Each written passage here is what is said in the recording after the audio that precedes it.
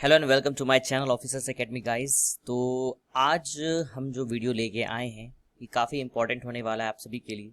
जिन लोगों का score 90 to 120 आ रहा है अभी के मॉक टेस्ट में, जो कि मेंस का मॉक टेस्ट लगा रहे हो 2020 के लिए सीजीएल, मैं उनके बारे में बात करने आया हूँ कि उन्हें क्या करना चाहिए और क्या नहीं करना चाहिए, जिसके कारण उनका स्कोर जो है वो बूस्ट होके एटलीस्ट 160 प्लस या 170 प्लस हो जाए। ओके, तो सभी वीडियो, बहुत सारे वीडियो इस टॉपिक पे बने हुए हैं, लेकिन आपने देखा होगा कि सभी वो चीज़ बताते हैं जब आप टेस्ट अटेम्प्ट कर रहे हो ना, तो उस समय आपको किस किस चीज़ का ध्यान रखना चाहिए। लेकिन कोई भी मॉक टेस्ट लगाने के लिए हमें मॉक टेस्ट से पहले क्या क्या चीज़ों का ध्यान रखना चाहिए ये भी जानना बहुत ज़रूरी होता है। मॉक टेस्ट के टाइम पे क्या क्या चीज़ इंपॉर्टेंट है ध्यान रखना, ये भी काफ़ी इंपॉर्टेंट होता है। और मॉक टेस्ट के बाद ये तो सबसे ज़्यादा इंपॉर्टेंट है कि मॉक टेस्ट लगाने के बाद आप क्या क्या करें जिससे कि आपका नेक्स्ट मॉक टेस्ट जो हो वो अच्छा जाए। ठीक है, तो इसलिए ये वीडियो काफ़ी इंपॉर्टेंट है, आप लोग इसे ध्यान से देखोगे। ओके, तो सबसे पहले हम लोग बात करेंगे dos and don't before the mock test. अगर आप कोई मॉक टेस्ट लगाने जा रहे हो तो आपको उससे पहले क्या क्या ध्यान रखना चाहिए। तो सबसे पहला और नेसेसरी काम ये है कि अपने मोबाइल फ़ोन को आप साइलेंट मोड में कर दो। आप मोबाइल फ़ोन ऑफ नहीं करना, अगर ऑफ करोगे तो हो सकता है आपका इंटरनेट कनेक्शन कट जाए। अगर आपके घर में वाईफाई है तो आप मोबाइल फ़ोन को ऑफ भी कर सकते हो, क्योंकि सबसे बड़ा डिस्टर्बिंग मटेरियल मोबाइल ही होता है। बहुत सारे कॉल्स आ जाते हैं किसी के, आप फ़ोन उठा लोगे आपका टाइम चले जाएगा। ठीक है, तो वो डिस्ट्रैक्शन नहीं होना चाहिए। ओके, तो सबसे पहला काम, अगर मॉक टेस्ट लगाने जा रहे हो तो आप अपने मोबाइल को साइलेंट में कर दो या फिर ऑफ कर दो। ठीक है, दूसरा चीज़ कि अब जैसे कि कोरोना सिचुएशन है तो सभी लोग मतलब मोस्ट ऑफ द पीपल अपने अपने घर पे हैं, राइट। कुछ लोग अभी हॉस्टल चले गए होंगे, कुछ लोग अपने कहीं लॉज में रहते हैं, कुछ लोग लाइब्रेरी ज्वाइन करते हैं। तो सबकी अलग अलग प्रायोरिटी है कि वो कहाँ रहते हैं और कैसा वहाँ का माहौल है। जैसे आप घर में रहते हो तो घर में हमेशा क्या होता है, थोड़ा नॉइज़ होते रहता है, कभी मम्मी बुला ली, कभी पापा बुला लिए, इस तरह से। तो आप ट्राई करो कि अगर आप घर में रहते हो तो आसपास कोई रूम ले लो छोटा ऐसा, जहाँ पे आप रह के पढ़ सको, जो कि आसपास मतलब वैसा रूम लेना जिसके आसपास कोई घर वगैरह सब नहीं हो और इंटरनेट कनेक्शन वहाँ आ जाए, तो वहाँ पे जाके आप मॉक लगाए करो। ठीक है, अगर आप किसी हॉस्टल या लॉज में रहते हो तो वहाँ तो बहुत ही ज़्यादा चीज़ों का ध्यान रखना पड़ता है। अगर आप लाइब्रेरी जाते हो तो वो सबसे अच्छी चीज़ है। ठीक है, तो जो लोग हॉस्टल में रहते हैं या लॉज में रहते हैं तो ध्यान रखो कि जब आप मॉक लगाने जा रहे हो तो उस समय आपके रूम में कोई अदर पर्सन नहीं हो, क्योंकि अदर पर्सन कुछ ना कुछ करेगा। वो आपके अकॉर्डिंग 2 घंटे एक जगह बैठे या सोए नहीं रह सकता, राइट। तो वो चलेगा फिरेगा, बातें करेगा, तो आपको डिस्टर्बेंस होगा और आपके बहुत सारे क्वेश्चन ईजी हो या हार्ड हो नहीं बनेंगे आपसे मॉक में, और आपको लगेगा कि मुझे तो ये आता ही नहीं, मुझे बना ही नहीं, मैं वीक हूँ। ठीक है, तो ये नहीं होना चाहिए।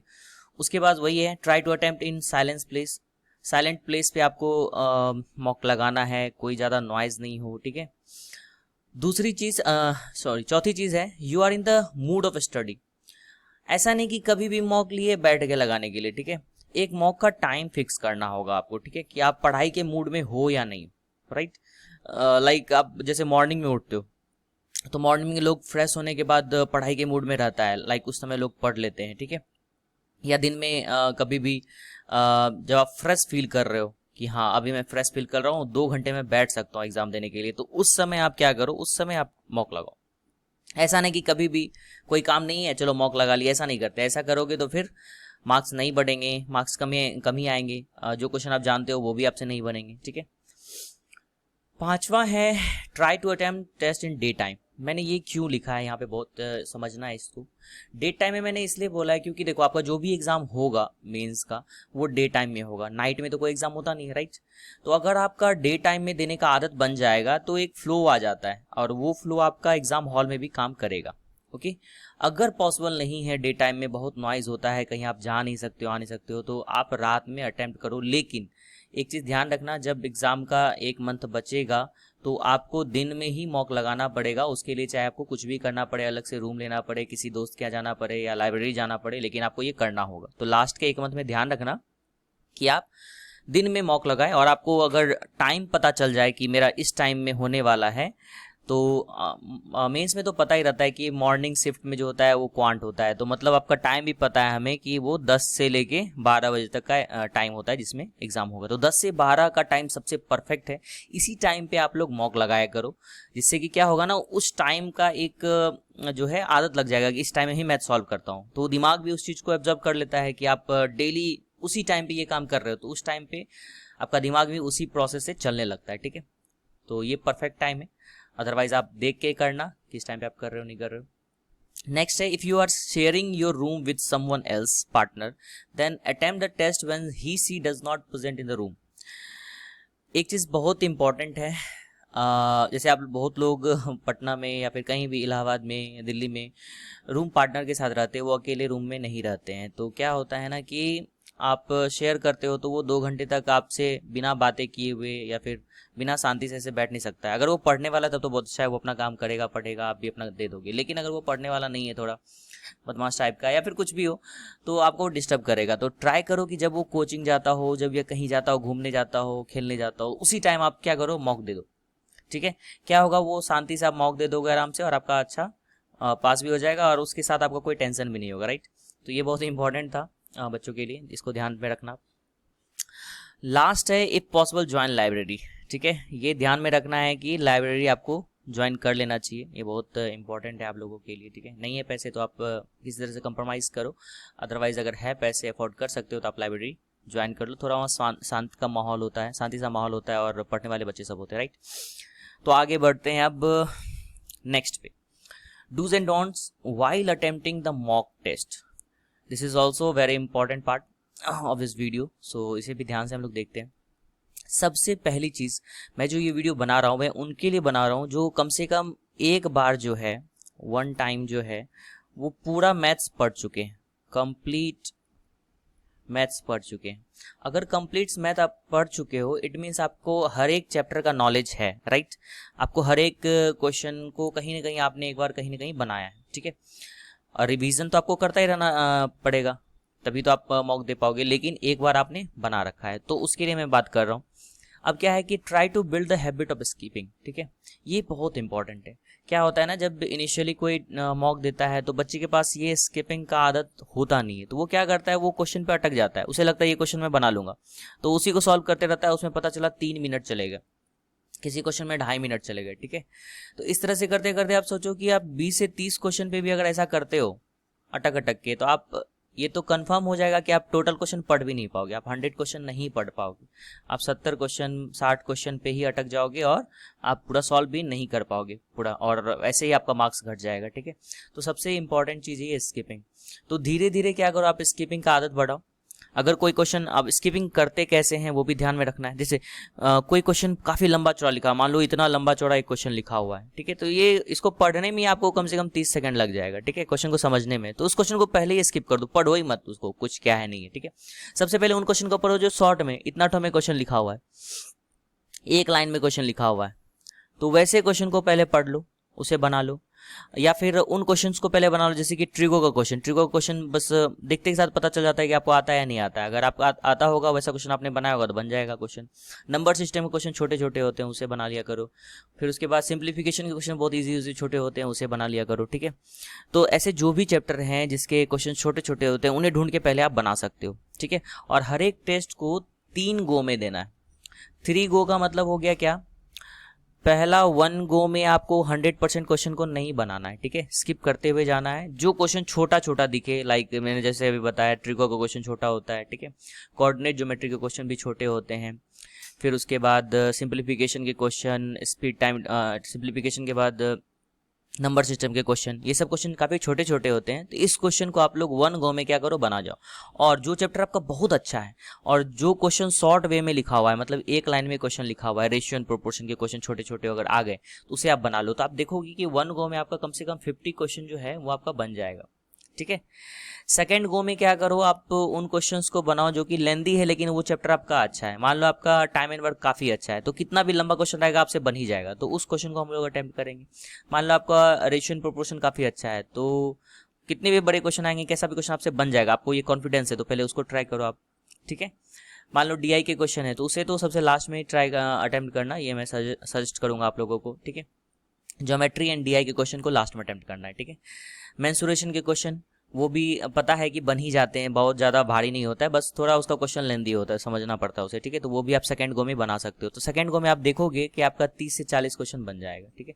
जैसे ही क्वेश्चन बचेगा लास्ट में 10 से 15 क्वेश्चन बचेंगे, या 20 क्वेश्चन मान लो बच सकते हैं। तो 20 क्वेश्चन में 10 होगा डीआई आपका, 10 होगा ज्योमेट्री से, ठीक है। तो इन क्वेश्चन को आप टाइम देके बना सकते हो, इनके लिए आपके पास टाइम बच जाएगा, ठीक है। अच्छा खासा टाइम बचेगा, 40 मिनट या 30 मिनट आपके पास बच जाएगा और आप बना सकते हो सारे क्वेश्चन को। लेकिन अगर यही काम आप नहीं करोगे, स्किप नहीं करोगे, तो आपको बहुत ज़्यादा टाइम लग जाएगा और आप पूरा क्वेश्चन पढ़ भी नहीं पाओगे, बहुत सारा क्वेश्चन छूट जाएगा। और जब आप बाद में देखोगे तो लगेगा अरे ये तो क्वेश्चन मुझे आता तो छूट गया, ठीक है। ऐसा नहीं होना चाहिए।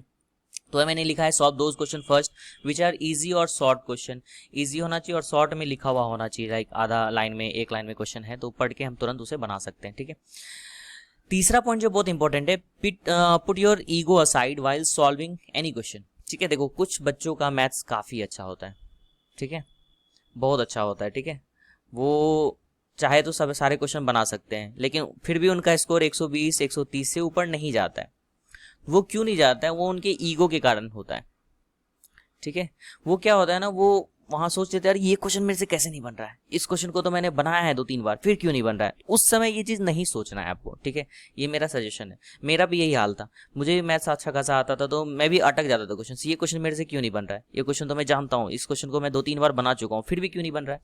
अटक जाता था और 5 मिनट वेस्ट कर दिया मैंने फिर से। ऐसा भी बहुत बार होता था, तो ऐसे बहुत सारे बच्चों के साथ होता होगा। तो आपको ये ईगो नहीं रखना, वो क्वेश्चन आपसे बनेगा लेकिन आप उसको अच्छे से बनाना, बाद में बना लेना, ठीक है। पहले इजी क्वेश्चन को बना लो। सारे क्वेश्चन तो 2-2 मार्क्स के होते हैं, तो आप चाहे इतना छोटा क्वेश्चन बनाओ चाहे इतना बड़ा क्वेश्चन बनाओ, तो हम उस बड़े क्वेश्चन में पहले क्यों जाए, पहले छोटे क्वेश्चन का मार्क्स क्यों नहीं उठा ले, राइट। इस चीज़ को समझना है, आपको ईगो को साइड में रखना है और उन क्वेश्चन को पहले बनाना है जो ईजी है, ठीक है। उसके बाद यहाँ मैंने लिखा try to attempt DI in the last, ये बहुत इंपॉर्टेंट है, इसको समझना है, ठीक है। तो आप अगर 10 मॉक लगाओगे ना तो आपको स्किपिंग का आदत लग जाएगा, ठीक है। इससे पहले वाला वीडियो में मैंने बताया है कि आपको कब कब स्ट्रेटजी बताया था, कब कब मॉक लगाना चाहिए नहीं लगाना चाहिए, क्या डेली रूटीन होना चाहिए, उसको आप देख सकते हो, वहाँ से आपको आइडिया लग जाएगा। और आप जैसे ही 10 मॉक लगाओगे ना तो आपका सारा ये चीज़ ठीक हो जाएगा, आपके स्कोर भी बूस्ट हो जाएंगे, 150 आने लगेगा और एग्जाम आते आते आपका 180 प्लस आने लगेगा, ठीक है। ये मेरा गारंटी, अगर आप इसको फॉलो करोगे अच्छे से दोनों वीडियो।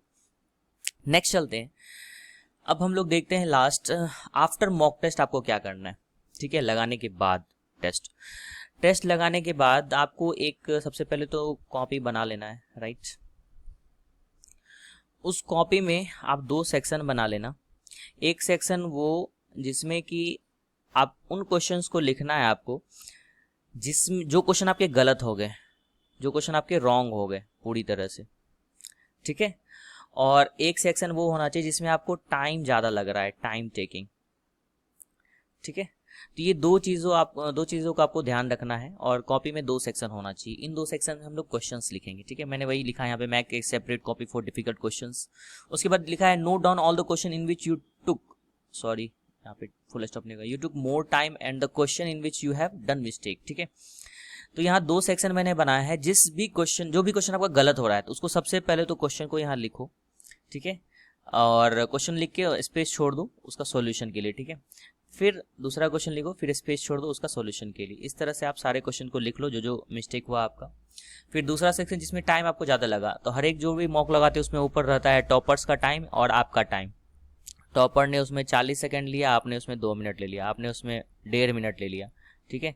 एवरेज बच्चे ले रहे हैं 50 सेकंड या 1 मिनट, आप ले रहे हैं 1.5 मिनट। तो वैसे क्वेश्चन आपके टाइम टेकिंग वाले हो गए, तो उन क्वेश्चंस को आपको इस वाले पार्ट में लिखना है, ठीक है। जब आप दोनों पार्ट में लिख दोगे सॉल्यूशन उस समय आप उसका नहीं देखोगे उन क्वेश्चंस का, ठीक है। आप करना क्या, सबसे पहले आप उसको सॉल्व करने का ट्राई करोगे यहीं पे।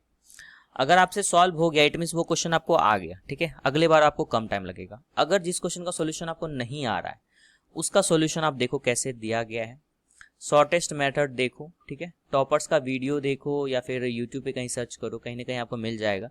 तो उस क्वेश्चन का वो तरीका, वो कॉन्सेप्ट आपको वहाँ पे लिखना है, ठीक है। और स्टार मार्क लगा देना है कि ये क्वेश्चन मुझसे नहीं बना था, ठीक है। टाइम टेकिंग वाले में तो आपसे क्वेश्चन, टाइम टेबल वाले में जिसमें ज़्यादा टाइम लगा तो वो क्वेश्चन तो आपसे बन गया, लेकिन टाइम ज़्यादा लग रहा है। अब टाइम क्यों ज़्यादा लग रहा है, उसके लिए देखो कि आपका या तो कैलकुलेशन आपका स्पीड कम होगा या फिर आपको वो कॉन्सेप्ट नहीं आता होगा, तो उन चीज़ों को आप कैसे ठीक कर सकते हैं उस पर फोकस करो, ठीक है। तो आपका धीरे धीरे वो सारे क्वेश्चन ठीक हो जाएंगे। उसके बाद लिखा है revise after a fix period of time. जो भी क्वेश्चन आप इन बुक में लिखोगे, ठीक है ना, उसका एक प्रॉपर रिवीजन होना चाहिए टाइम टू टाइम। मान लो कि आपने आज बुधवार को एक टेस्ट दिया, ठीक है, तो संडे आने वाला है, तो संडे को वो सारा चीज़ एक बार फिर से रिवीजन होना चाहिए, ठीक है। फिर आपने नेक्स्ट मंडे को एक टेस्ट दिया, ठीक है, तो उसके बाद आने वाला जो संडे है उसमें स्टार्टिंग से लेके उस दिन तक का जितने भी क्वेश्चन आए उस सबको एक बार रिवीजन करना है, ठीक है। रिवीजन करने के लिए आप क्या करो, सिर्फ उस क्वेश्चन को देखना नहीं है, फिर से क्या करो, एक रफ कॉपी लो, इन क्वेश्चन को ढको और उसको बनाओ आप कहीं ना कहीं, या फिर एक पेन पेड ले लो, आता है बहुत सारा वो लिखने वाला बोर्ड, ठीक है, उस बोर्ड पे लिखो, उस क्वेश्चन को बनाओ, रफ करो। आप लिख लिख के अगर बनाओगे क्वेश्चन को तो आपका अच्छा रिवीजन होगा। आप सिर्फ देख लोगे कि हाँ ये क्वेश्चन ऐसे बनता है, ये क्वेश्चन ऐसे बनता है, तो आपका रिवीजन उस समय लगेगा आपको मैं सीख गया, लेकिन आप वो नहीं सीख रहे होते हैं, आप 10 दिन बाद 5 दिन बाद वो भूल जाओगे, ठीक है। तो ये एक पूरा प्रोसेस था, ये रिवीजन होना चाहिए फिक्स इंटरवल ऑफ टाइम के बाद, ये बहुत इंपॉर्टेंट है, ये नहीं करोगे तो फिर दिक्कत है, ठीक है। तो ये पूरा स्ट्रेटजी था कि किस तरह से आप अपने मॉक में अच्छा स्कोर कर सकते हो, ठीक है। आप इसको अगर पूरा फॉलो करोगे तो आपको काफ़ी फ़ायदा होने वाला है, नहीं करोगे तो कहीं ना कहीं थोड़ा घाटा होगा, नंबर नहीं बढ़ेंगे। सिर्फ मॉक लगाने से नंबर नहीं बढ़ते हैं, प्रॉपर एनालिसिस भी होना ज़रूरी है, और टेस्ट देने वक्त स्किप करना ज़रूरी है, कौन क्वेश्चन को पहले सॉल्व करे ना करे वो ज़रूरी है, कौन चैप्टर आपका अच्छा है, कौन चैप्टर वीक है, वो आप फाइंड करो, उसको जाके पढ़ो दोबारा टेस्ट लगाने से पहले। हाँ, ये भी बहुत इंपॉर्टेंट था, जैसे कि आपने क्वेश्चन लिखा तो आपको पता चल जाएगा कि मेरे बहुत सारे क्वेश्चन इस चैप्टर से भी गलत हो रहे हैं, इस चैप्टर में ज़्यादा टाइम लग रहा है, तो उस चैप्टर को आप दोबारा जो मॉक लगाओगे उससे पहले उस चैप्टर को एक बार अच्छे से रिवाइज करके देना मॉक, ठीक है, कि अगले बार उसमें थोड़ा कम टाइम लगे। तो इस तरह से अपनी गलतियों को खुद फाइंड करो और उसको ठीक करने का ट्राई करो, तो आपके सारे चैप्टर काफ़ी अच्छे हो जाएंगे और आपका अच्छा स्कोर आएगा, ये मेरा वादा है। तो इसी के साथ मैं विदा लेना चाहता हूँ। So thank you very much for watching this video till the end. Thank you very much.